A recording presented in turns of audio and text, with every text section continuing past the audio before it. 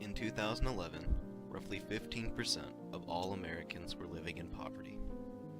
This means 3 out of every 20 people in the United States were living on less than $11,484 a year.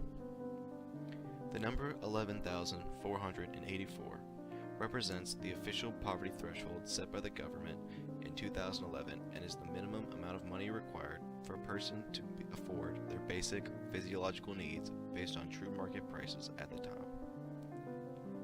As shocking as it sounds, poverty has become a very common problem in the U.S. and has been growing since the turn of the century. Poverty has a variety of causes, one of which is outsourcing. This is when American companies move blue-collar jobs, such as an assembly line worker, to other countries in hopes of yielding lower manufacturing costs. By reducing the number of blue-collar jobs in the economy, middle-class families are forced to take low-skill, low-wage jobs, which subsequently drive them into poverty. Another cause of the rise in poverty in the U.S. is immigration. Although initially it served as a boon to the American economy, it quickly became detrimental, as the rate at which people immigrated to the U.S. outpaced the rate in which our economy is able to produce jobs to supply them. This not only leads to the rise in unemployment, but also a decline in wages offered to the workers to maintain competitiveness between them. A third cause for this rise in poverty is a growing achievement gap between people in poverty and those who earn over twice the official poverty threshold.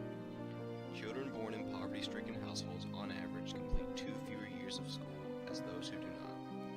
The effects this achievement gap has on these children later in life include earning less than half as much money annually, receiving $826 more per year in food stamps, are nearly 3 times more likely to have poor health, and are nearly 3 times as likely to be homeless. Females who live in poverty are about 5 times as likely to birth children out of wedlock, and males who live in poverty are more than twice as likely to be arrested. Poverty has even been found to have a greater effect on one's parenting effectiveness than whether or not the parent has a partner. Since its creation, the United States government has passed a great deal of actions not only to prevent, but also to negate the negative effects of poverty, including the Social Security Amendments of 1965. These amendments established programs such as Medicaid, which was described by the Health Insurance Association of America as a government insurance program for persons of all ages whose income and resources are insufficient to pay for health care. Another action passed was the Elementary and Secondary Education Act of 1965, which sought to shorten the achievement gaps caused by poverty by providing each student with a fair and equal opportunities to achieve a good education. The act was later expanded upon by the Bush administration in 2001 by the No Child Left Behind Act, which authorized federal spending on programs to support K-12 schooling. One such program exists at Davis County High School in Owensboro, Kentucky, where a Mrs. Carrie Kimbrell serves as the Youth Service Center Coordinator and works every day with students to overcome the obstacles they experience in school.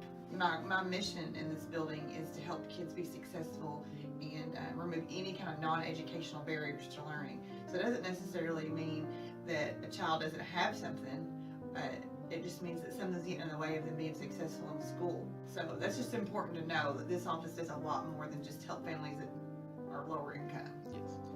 Even today, poverty remains one of the largest threats to the well-being of the American people.